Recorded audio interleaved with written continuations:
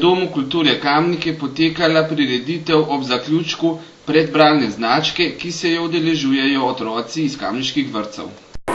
Nam lahko poveste namen predbralne značke? To je v bistvu nekaj novega. To poteka že drugo leto, tako zelo novo ni, ker smo imeli to že v preteklosti, preden se je začela 9-letka. Namen je pa predvsem v tem, da družine spodbudimo k skupnemu branju, kajti prave bralce lahko vzgajajo bralci in otroci posnemajo starše in če skupaj berejo, potem tudi otroci postanejo bralci. In vsi vemo, da tisti, ki radi berejo in ki imajo pozitiven odnos do knjižnega gradiva, potem tudi lažje naredijo prve korake v opismenjevanje in branje v prvem razredu osnovne šole.